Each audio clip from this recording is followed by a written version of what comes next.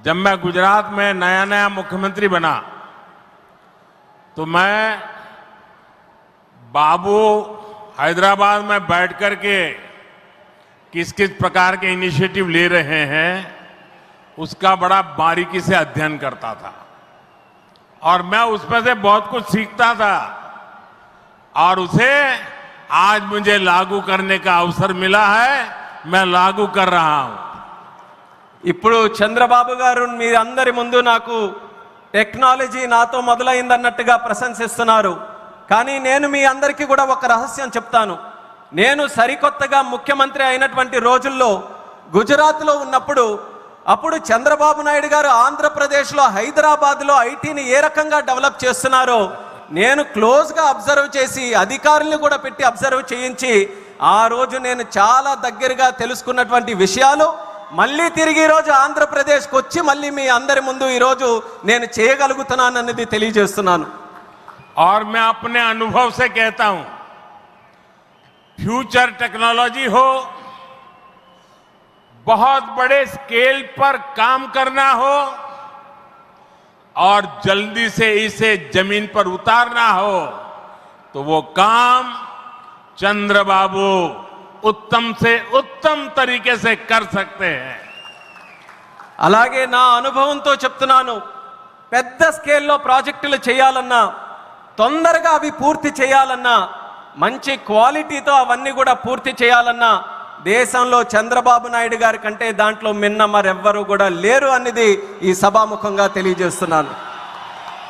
साथियों, 2015 में मुझे प्रजा राजधानी का शिलान्यास करने का अवसर मिला था.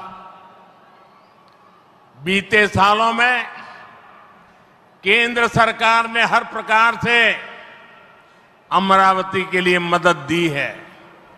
यहां बेसिक इंफ्रास्ट्रक्चर के निर्माण के लिए सभी कदम उठाए गए हैं.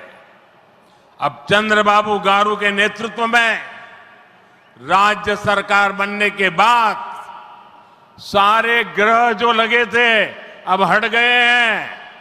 यहां विकास कार्यों में तेजी आ गई है.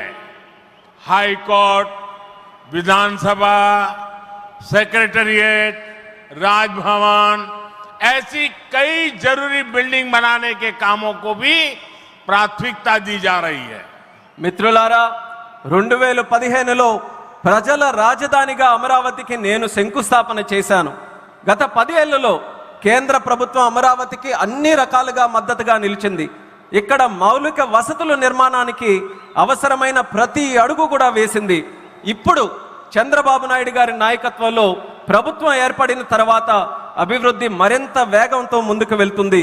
ఇక్కడ హైకోర్టు, అసెంబ్లీ, సచివాలయం, రాజ్భవన్ వంటి అవసరమైన నిర్మాణాలకు ప్రస్తుతం ప్రాధాన్యత ఇస్తుంది. साथियों, एनटीआर गारू ने विकसित आंध्र प्रदेश का सपना देखा था. हमें मिलकर अमरावती को, आंध्र प्रदेश को विकसित भारत का ग्रोथ इंजन बनाना है. हमें एनटीआर गारू का सपना पूरा करना है. चंद्रबाबू गारू, ब्रदर पवन कल्याण, इदी मनमू చెయ్యాలి, ఇది మనమే చెయ్యాలి. మిత్రులారా, ఎన్టీఆర్ గారు వికసిత్ ఆంధ్రప్రదేశ్ కోసం కల కన్నారు. మనమందరం కలిసి అమరావతి మరియు ఆంధ్రప్రదేశ్ని వికసిత భారతదేశానికి గ్రోత్ ఇంజన్గా తయారు చేయాలి. మనం ఎన్టీఆర్ గారి కలల్ని నిజం చేయాలి.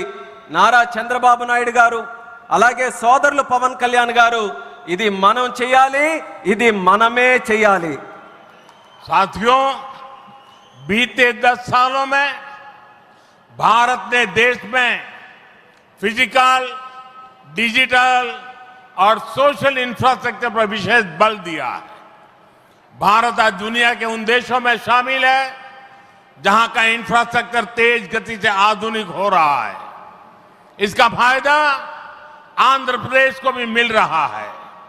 आज भी रेल और रोड से जुड़े हजारों करोड़ के प्रोजेक्ट आंध्र प्रदेश को मिले हैं। మిత్రులారా, గత 10 ఏళ్లలో భారతదేశం ఫిజికల్, డిజిటల్ మరియు సోషల్ ఇన్ఫ్రాస్ట్రక్చర్ పై ప్రత్యేక దృష్టి సారించింది. ఇప్పుడు భారత్ ప్రపంచంలో అత్యంత వేగంగా మౌలిక వసతులు అభివృద్ధి చెందుతున్నటువంటి దేశాల్లో ఒకటిగా నిలుచుంది. ఇది ఆంధ్రప్రదేశ్కు కూడా ప్రయోజనంగా మారబోతుంది. ఈ రోజు కూడా రైల్ మరియు రోడ్డు ప్రాజెక్టులలో రాష్ట్రానికి వేల కోట్ల రూపాయలు కేంద్రం తరపున అందించడం జరుగుతుంది. यहां आंध्र प्रदेश में कनेक्टिविटी का नया अध्याय लिखा जा रहा है। इन प्रोजेक्ट से एक जिले से दूसरे जिले की कनेक्टिविटी बढ़ेगी, आसपास के राज्यों से कनेक्टिविटी बेहतर होगी। इससे किसानों के लिए बड़े बाजार तक फसल पहुंचाना आसान होगा और उद्योगों के लिए भी सुविधा होगी। टूरिज्म सेक्टर को और तीर्थ यात्राओं को बल मिलेगा। जैसे रेनीगुंटा नायडूपेटा हाईवे से तिरुपति बालाजी के दर्शन आसान होंगे। लोग बहुत कम समय में वेंकटेश्वर स्वामी के दर्शन कर पाएंगे। ఆంధ్రప్రదేశ్లో కనెక్టివిటీకి ఒక కొత్త అధ్యాయం మొదలవబోతుంది. ఈ ప్రాజెక్టులతో ఒక జిల్లాకు మరొక జిల్లాకు కనెక్టివిటీ పెరుగుతుంది. పక్క రాష్ట్రాలతో కూడా అనుసంధానం ఏదైతే ఉందో అది కూడా మెరుగు కాబోతుంది. ఈ ప్రాజెక్టుల వల్ల రైతులకి పెద్ద మార్కెట్లకు తక్కువ సమయంలో తమ పంటని తీసుకొని వెళ్ళడానికి సులభం అవుతుంది. అలాగే ఉద్యోగస్తులు మరియు పారిశ్రామికులు కూడా సౌకర్యం కలుగుతుంది. పర్యాటకం, తీర్థయాత్రలకి ఆ రంగాలకి కూడా ఉపయోగపడుతుంది. ఉదాహరణకు రేణుగుంట నుంచి నాయుడుపేట కొత్త హైవే ఏదైతే ఉందో దాని ద్వారా తిరుపతి వెంకన్న స్వామి వారి దర్శనం చాలా సులభంగా మనకు అవుతుంది. తక్కువ సమయంలో ప్రజలు ఆ స్వామి వారిని దర్శనం చేసుకొని ఆ అవకాశం పొందుతారని కూడా తెలియజేస్తున్నాను. साथियों, दुनिया में जो भी देश तेजी से विकसित हुए हैं उन्होंने अपनी रेलवे पर बहुत अधिक बल दिया है। बीता दशक भारत में रेलवे के ट्रांसफॉर्मेशन का रहा है। भारत सरकार ने आंध्र प्रदेश में रेलवे के विकास के लिए रिकॉर्ड पैसे भेजे हैं। वर्ष 2009 से 2014 तक आंध्र प्रदेश और तेलंगाना के लिए रेलवे का कुल बजट 900 करोड़ रुपए से भी कम था, जबकि आज सिर्फ आंध्र का ही रेल बजट 9000 करोड़ रुपए से ज्यादा का है, यानी करीब 10 गुना से ज्यादा की बढ़ोतरी हुई है। మిత్రులారా, ప్రపంచంలో వేగంగా అభివృద్ధి చెందిన దేశాలు ఏవైతే ఉన్నాయో అవన్నీ కూడా తమ రైల్వే మీద చాలా ప్రాముఖ్యత సారించారు. గత దశాబ్దంలో భారతదేశంలో కూడా రైల్వే మీద ఎక్కువగా పరివర్తన జరిగింది. కేంద్ర ప్రభుత్వం ఆంధ్రప్రదేశ్ రైల్వే అభివృద్ధికి కూడా రికార్డు స్థాయిలో నిధులు మంజూరు చేయడం జరిగింది. 2009 నుంచి 14 వరకు ఆంధ్రప్రదేశ్ మరియు తెలంగాణ కలిసి ఉన్నప్పుడు రాష్ట్రం తాలూకా బడ్జెట్ కేవలం 900 కోట్లు కూడా ఉండేది కాదు. కానీ ఇప్పుడు కేవలం ఆంధ్రప్రదేశ్కు మాత్రమే రైల్వే బడ్జెట్ 9000 కోట్ల దాటి ఈరోజు అందిస్తున్నాం. అంటే ముందు కంటే 10 రెట్లు ఎక్కువ బడ్జెట్ అభివృద్ధి జరుగుతుందని తెలియజేస్తున్నాను. साथियों, रेलवे के बढ़े हुए बजट से आंध्र प्रदेश में रेलवे का 100% इलेक्ट्रिफिकेशन हो चुका है। यहां 8 जोड़ी आधुनिक वंदे भारत ट्रेनें चल रही है।